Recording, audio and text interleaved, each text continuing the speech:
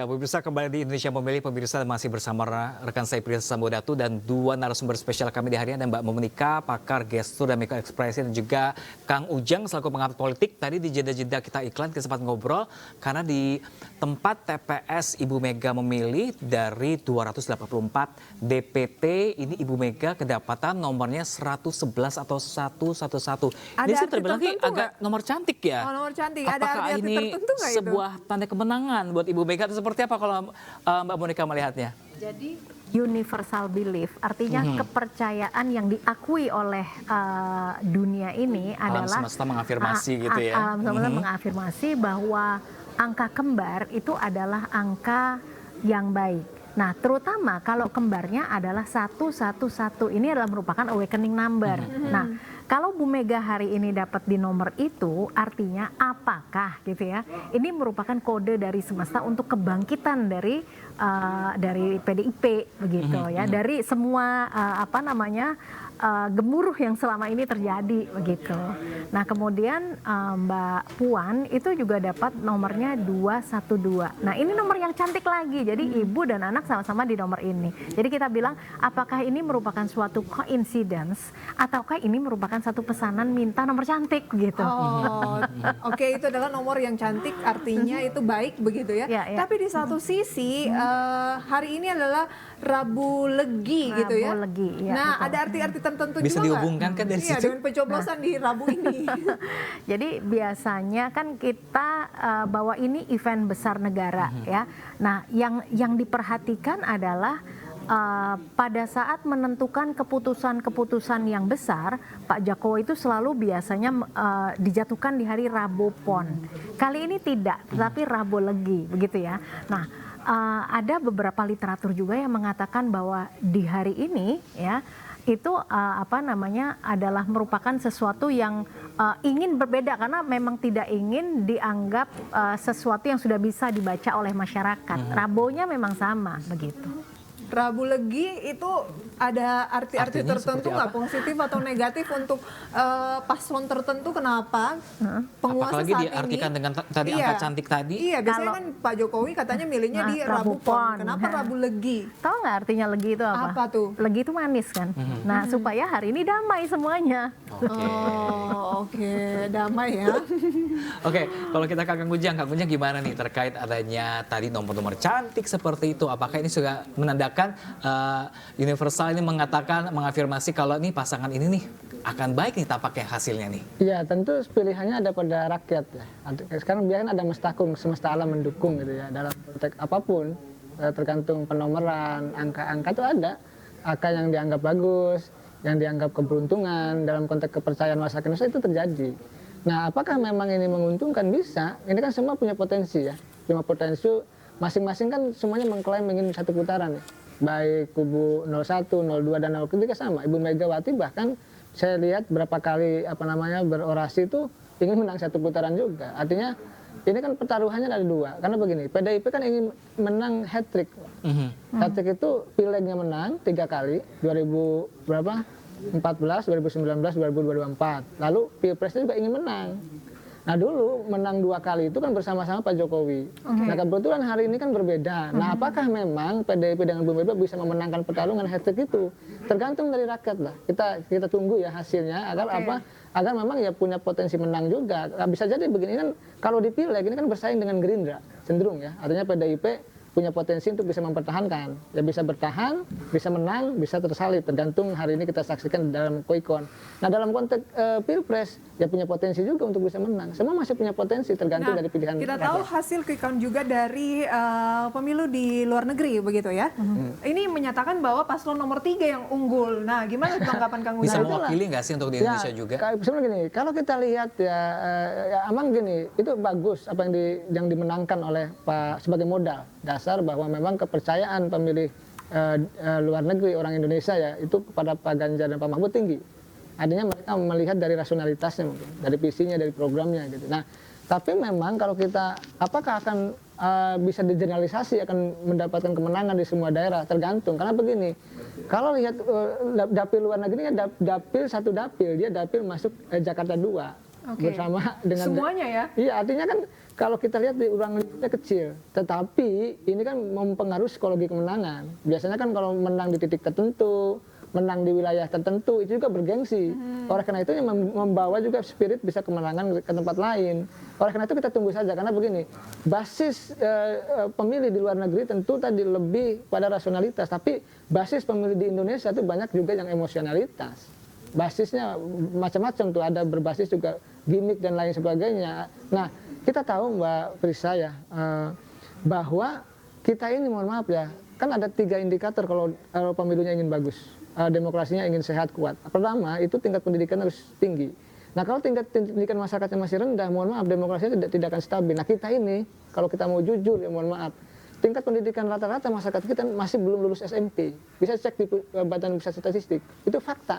Artinya kita ingin membangun kualitas demokrasi ini agak berat, agak jauh. Oleh karena itu kita tingkatkan nanti pendidikan, siapa punya menang ya. Tadi yang menang. Nah yang kedua itu tingkat ekonomi. Kalau ekonominya masih rendah, masyarakat banyak yang miskin, demokrasi kita juga tidak akan bisa maju. Makanya mohon maaf, kalau kita bagaimana berdemokrasi kalau perutnya lapar. Nah ini menjadi problemnya. Ketiga, penegakan hukum. Kalau penegakan hukumnya karut marut, tumpang tindih, tebang pilih dan lain sebagainya, ya sulit. Misalkan ada yang curang didiamkan. Misal contoh ya, ada yang main mata jadi diamkan juga. Ini kan menjadi persoalan. Oleh karena itu kita jagalah tadi indikator-indikator agar kita memang berjiwa besar, agar pemilu ini tadi siapapun yang menang, siapapun yang terpilih memang menangnya menang yang kalau bahasa saya bahasa yang halal, jadi bahasa yang menang dengan cara terhormat, menang yang baik begitu, menang yang tidak ada kecurangan. Baik, kita tahan dulu sebentar. Mungkin kita akan melihat nih karena sudah jam 1 lewat 12 menit sudah penutupan ini seperti apa kondisi di TPS masing-masing di Jakarta. Kita akan menyapa rekan kami ada Putu Bagus di TPS 13 di kawasan Menteng. Halo, selamat siang rekan Putu Bagus. Seperti apakah kondisi terkini TPS Anda melaporkan siang hari ini? Ya baik, selamat siang Pram, Prisa dan juga pemirsa. Memang benar saat ini saya tengah berada di TPS 13 Menteng Gondangdia Jakarta Pusat, di mana seperti yang sudah diketahui bahwa hari ini tepatnya hari Rabu 14 Februari 2024 dilaksanakannya pemilu serentak bagi seluruh masyarakat Indonesia yang memang sudah dimulai sejak pagi tadi, yakni pukul 7 waktu Indonesia Barat, dan sekiranya di saat ini saya melaporkan sekiranya pukul 13 lewat 12 waktu Indonesia Barat. Seperti terpantau di belakang saya TPS 13 ini memang masih ada antrian begitu, namun sudah ditutup bagi para masyarakat yang ingin melakukan atau mengeluarkan hak suaranya. Hal ini memang sudah peraturan dari KPU dan Bawaslu, memang pukul 13 itu sudah ditutup dan tidak ada lagi masyarakat yang boleh memilih. Namun masih ada antrian yang cukup panjang yang membludak begitu, maka dari itu antrian masih tetap terjadi. Sementara itu kami juga menyampaikan informasi mengenai quick count, di mana memang hasil quick count dari Pilpres 2024 ini akan dimulai sekiranya diumumkan setelah 2 jam pemungutan suara selesai. Dan di samping itu dalam peraturan perundang-undangan pula, perakiraan hasil quick count pemilu hanya boleh dilakukan paling cepat 2 jam setelah pemungutan suara di wilayah atau di waktu Indonesia Barat ini, di wilayah Indonesia Barat sudah selesai. Tanggat pemungutan suara hasil quick count ini menjadi kewajiban yang memang sudah diatur dalam Undang-Undang Nomor 7 2017 tentang pemilu, dan regulasi itu terdapat dalam pasal 400 atau 448 yang mengatur partisipasi masyarakat atau non pemerintah pada kegiatan hitung cepat atau quick count. Dan sementara itu kami juga menyampaikan informasi pada TPS 13 ini juga ada beberapa tokoh masyarakat yang ikut memilih atau mencoblos di TPS 13 ini. Di antaranya ada Angela Herliani Tanusudibyo, ada pula Valencia Herliani Tanusudibyo, dan ada pula Valencia Tanusudibyo. Di antaranya memang mereka terdaftar dalam dapil atau dalam TPS 13 di Menteng ini. Dan sementara itu yang saat ini sedang mencoblos yakni ada Valencia Tanusudibyo dan juga Kevin Sanjaya. Sementara itu yang dapat kami sampaikan, Pram dan juga Prisa. Sementara itu kami kembalikan ke Anda di studio. Baik, rekan Putu, kalau kita lihat ya di belakang Anda ini kan sebenarnya masih ada beberapa orang. Apakah ini, dan sementara kan sudah tutup sebenarnya waktu pencoblosan. Apakah karena mereka memang sudah masuk dalam antrian sejak tadi atau seperti apa sehingga memang ya harus diselesaikan? Atau bahkan TPS masih membuka untuk pendaftaran atau pencoblosan pada siang hari ini? Pencoblosan ya. Ya baik, seperti yang tadi saya sudah sampaikan begitu memang untuk TPS ditutup serentak yakni pukul 13 waktu Indonesia Barat. Namun karena antrian yang cukup membeludak yakni yang sudah terjadi sejak pagi tadi, maka dari itu sisa dari antrian yang masih menunggu ingin mengeluarkan hak suaranya yakni masih menunggu di TPS 13 ini. Sementara itu yang perlu kami sampaikan memang TPS ini sudah tidak kembali dibuka atau sudah ditutup, artinya jika ada yang datang atau yang baru datang tidak diterima untuk bisa mengeluarkan hak suaranya. Namun jika yang sudah datang atau mengantri sekiranya pukul 11 atau pukul 12 yang masih menunggu untuk masuk ke dalam bilik suara masih diizinkan untuk menunggu di sekitar tempat pemungutan suara untuk akhirnya nanti dipanggil ke dalam bilik suara untuk dapat memilih atau menggunakan hak suaranya di pesta demokrasi 5 tahunan ini. Sementara itu kami kembalikan ke Anda, Pram dan juga Prisha. Rekan Putu Bagus melaporkan langsung dari kawasan Menteng, tepatnya TPS 13. Terima kasih dan selamat bertugas kembali. Oke, kita akan lanjutkan perbincangan bersama dengan Ada Kang Ujang, Ujang. pengamat politik, dan juga Mbak Monika selaku pengamat gestur dan mikroekspresi. Kita mungkin ke Kang Ujang terlebih dahulu. Kang Ujang, sebentar lagi mau kick count jam 2 nanti. Ini masih ada nggak sih potensi kecurangan-kecurangan karena beberapa calon presiden dan juga para pendukungnya mengatakan jangan boleh curang. Nah, kalau sebagai pengamat politik, apakah di tahun ini potensi kecurangan misalnya formulir yang sudah tercoblos itu masih adakah hingga saat ini? Atau yang sisa dicoblos gitu kan kita lihat di luar negeri ada yang mengatakan bahwa salah ya dengan diguyur dengan air, direndam air, katanya itu salah, padahal banyak juga komentar dari masyarakat yang mengatakan itu paling efektif sebenarnya. Ya ininya begini ya, apapun bentuk kecurangan harus dihindari. Dan kalau ada, laporkan, kan itu. Jadi jangan sampai kecurangan itu lalu menjalar kemana-mana, ini bahaya. Ini mempengaruhi dari legitimasi pemilu. Oleh karena itu saya melihat ya kalau ada misalkan yang sudah tercoblos di luar negeri gitu ya, itu mesti dipertanggungjawabkan oleh KPU seperti apa itu. Karena jangan sampai tadi ya ini merembet kepada hal-hal yang lain sehingga ini menjadi akumulasi kecurangan, dan kalau skalanya besar kan ini menjadi persoalan. Oleh karena itu tadi di satu sisi pemilunya ingin damai, aman, tertib, lancar, tapi di sisi lain kalau ada kecurangan ini berbahaya. Kenapa? Ini terkait dengan misalkan KPU-nya tidak netral gitu loh, tidak independen, tidak profesional, kan menjadi bahaya. Akhirnya nanti hasilnya legitimasinya menjadi kurang, masyarakat tidak akan percaya. Oleh karena itu kita awasi bersamalah teman-teman di sini MNC ya, Inews, partai politik itu, kita pengamat politik, dan saya melihat gini kan, partai politik itu kan punya saksi, punya ya, kemudian yang partai politiknya tebal kantongnya gitu ya, dia punya saksi di banyak TPS, tapi ada yang memang terbatas, memang ada yang tidak punya saksi juga, partai-partai yang kere gitu biasanya enggak. Tapi dalam konteks itu maksud saya kan bisa diawasi dari situ, dan kan ada pemantau juga, pemantau nasional, pemantau yang luar negeri, tapi memang pemantau tidak semua TPS ada pemantaunya. Nah, yang paling efektif adalah pengawasan dari kita semua rakyat Indonesia. Oke. Sambil kita memilih gitu ya, di situ ya sambil ngawasi. Nah ini kan gitu. memang kita juga sambil mengawasi Kang ya, terus berjalannya nantinya sampai ke quick count. Biasanya kan quick count juga butuh proses sampai malam begitu, kadang beda persepsi nih dari tiap-tiap lembaga dan lain sebagainya akan hasil yang menang begitu ya, karena kan hasilnya terus-terus berproses masuk. Nah, benar tidak sih kalau misalnya hasil dari seluruh suara di Pulau Jawa, TPS di Pulau Jawa ini sudah terkumpul, biasanya memang itu yang sudah paling akan mewakili keseluruhan suara di Indonesia, karena kan masyarakat pemilih terbanyak itu memang di Pulau Jawa. Ya gini, biasanya dalam quick count itu kan masuk tabulasi suara itu dari berbagai macam daerah, dari sampel-sampel TPS yang sudah ditentukan gitu. Nah biasanya juga ya TPS-TPS yang di Jawa ini kalau pergerakannya sudah 60%, itu biasanya ya Jawa sudah bisa kelihatan.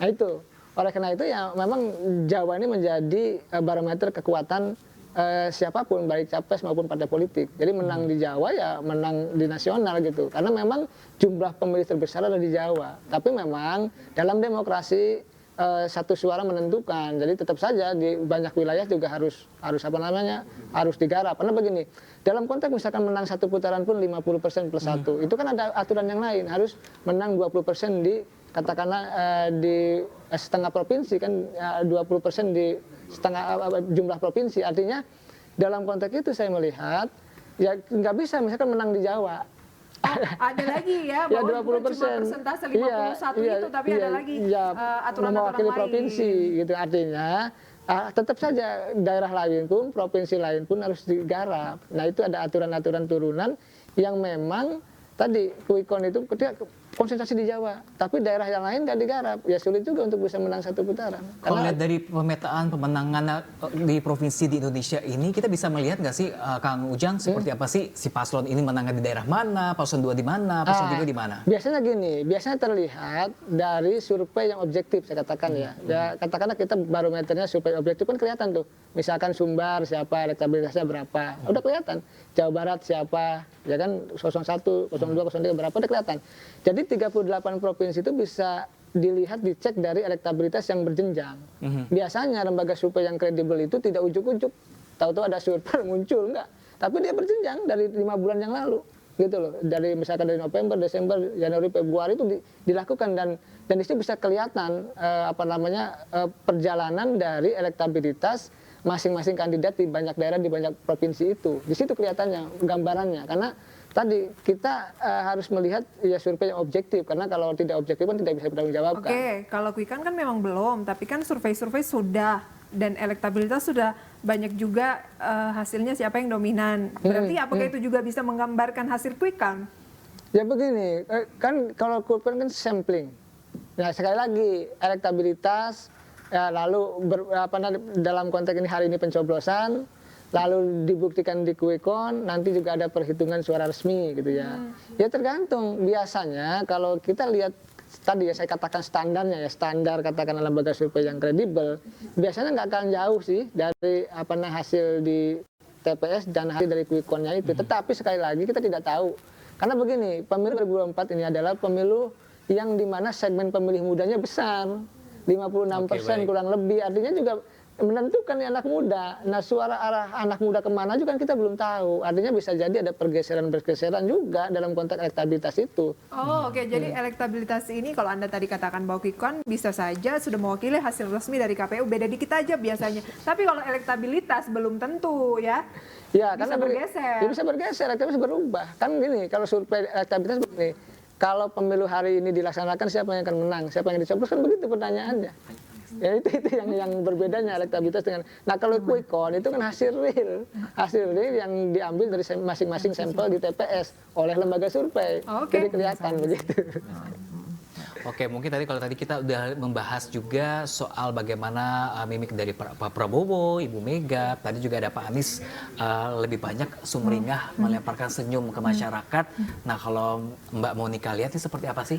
Jadi Pak Anies dan Caimin ini sama ya, mereka membawa keluarga dan kemudian mereka lepas saja, artinya ekspresinya tuh yang muncul adalah spontanitas, artinya tidak ada sesuatu di awal yang seperti itu, seperti yang dikeluarkanlah tadi ya, siang tadi pagi. Seperti yang tadi pagi ini gitu ya. Tapi menarik ketika saya memperhatikan tadi Pak Jokowi dengan Ibu Iriana gitu. Nah penampilan Bu Iriana ini agak berbeda, artinya ya kan kalau kita lihat biasanya mungkin pakai kerudung kan? Atau mungkin rambutnya juga agak disasak sedikit gitu. Kali ini diurai begitu aja dan kemudian juga penampilannya ini kelihatan lebih fresh gitu kali ini. Nah, pertanda apakah gitu ya? Kita belum tahu ini pertanda apa, tetapi kita mengamati ada sesuatu yang berbeda dari penampilan yang sekarang ini terlihat lebih casual, lebih fresh seperti itu. Oke, mungkin kita bisa lihat lebih jelas begitu ya terkait dengan Presiden Joko Widodo dan juga Ibu Iriana ya yang hari ini mencoblos di TPS 10 Gambir Jakarta Pusat. Ya, pemirsa ini Presiden. Kita lihat pemirsa seperti apa sih tampilan tadi pagi. Dan pemirsa, oke pemirsa, ini adalah perjalanan dari Ganjar Pranowo beserta dengan Mahfud MD yang dari Bandara Halim Perdana Kusuma menuju ke kawasan Teguh Umar untuk menuju ke kediaman Ibu Megawati.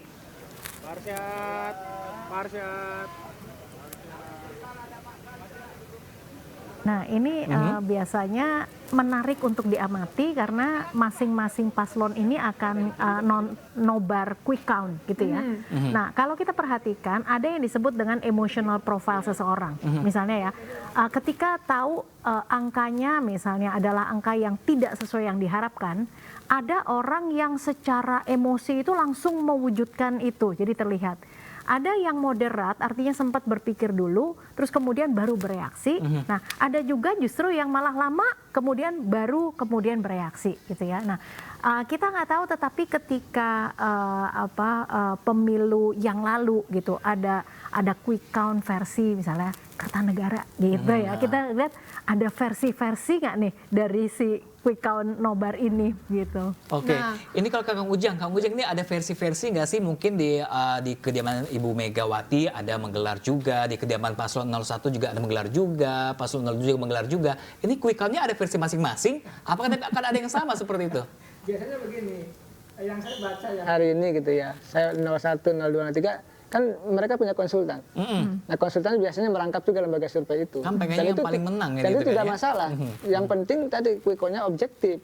Karena kan kelihatan kok, biasanya kalau quick count nggak main-main kok. Saya amati dari 3 kali pemilu terakhir gitu ya, begitu quick count ya nggak jauh beda hasilnya. Artinya mereka yang sebagai konsultan pun begitu ketika quick count ya mempertanggungjawabkan kredibilitasnya itu. Quick count yang mana nih Kang Ujang? Karena waktu sebelumnya quick count juga hasilnya bisa beda nih. Nggak, dan yang mana? bisa ada dua-duanya Yang saling beda. mengklaim. Yang mana yang beda? Kalau 2019 nggak ada yang beda. Hampir saya waktu itu tampil saya sebutkan saja di radio RRI gitu ya, karena bukan TV ya. Itu mengamati quick count hampir nggak beda. Paling beda itu ada di angka 4%, 5%. Jadi hampir nggak beda. Artinya kalau yang beda itu mungkin apa ya, survei mungkin yang beda itu. Survei. Kalau survei pasti beda dan ribut. Tetapi kalau quick count itu perolehan suara sampel-sampelnya kita nggak tahu jauh beda. Kita saksikan ya, lihat nanti berapa jam kemudian akan terlihat tidak akan jauh beda dari sampel yang dihasilkan. Karena apa? Quick count itu perhitungannya metodenya ilmiah, bisa dipertanggungjawabkan, dan mohon maaf kalau sekali saja mereka berbeda dengan quick count yang lain, bahas ini quick count bohong gitu loh. Kali kelihatan begitu. Oke, jangan sampai ada lagi ya yang jelas beda. Ya, kami masih menunggu juga ini perjalanan Ganjar Mahfud bersama dengan Ketua Umum PDI Perjuangan Ibu Megawati untuk menuju ke posko pemenangan.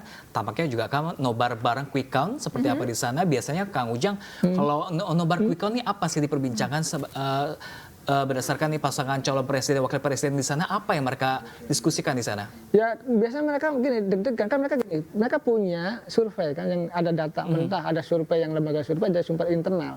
Mereka punya nih, biasanya survei internal masing-masing kami menang iya ada. Nah mereka biasa membicarakan jumlah mana yang sudah masuk, wilayah mana saja gitu. Artinya menentukan tadi jumlah yang Jawa Barat 35 juta itu penting, artinya Jawa Timur, Jawa Tengah. Kenapa? Ini begitu menang di sana secara psikologi juga membawa gairah nonton bareng itu menjadi semangat. Nah biasanya tadi daerah-daerah yang misalkan kecil jumlah pemilihnya sedikit, ya walaupun penting itu biasanya nanti ya paling yang sudah masuk mana nih, daerah mana saja, karena biasanya yang diperdebatkan, yang didiskusikan adalah wilayah-wilayah yang menjadi penentu kemenangan. Oke, kantong-kantong penentu kemenangan sesuai dengan harapan tidak seperti itu ya? Seperti itu. Oke, mungkin nanti akan kita lanjutkan lagi perbincangan ini sambil kita menantikan kedatangan dari Ganjar Mahfud ke lokasi kediaman posko Ibu pemenangan. Ya, Megawati sambil nonton bareng begitu ya. Nah, sesaat lagi pemirsa, Indonesia Mobil akan kembali sesaat lagi untuk Anda.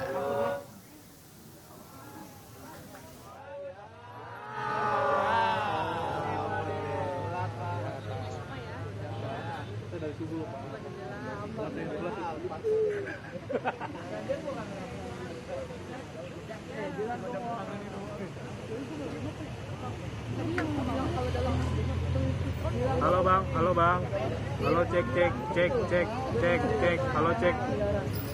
halo cek, halo bang.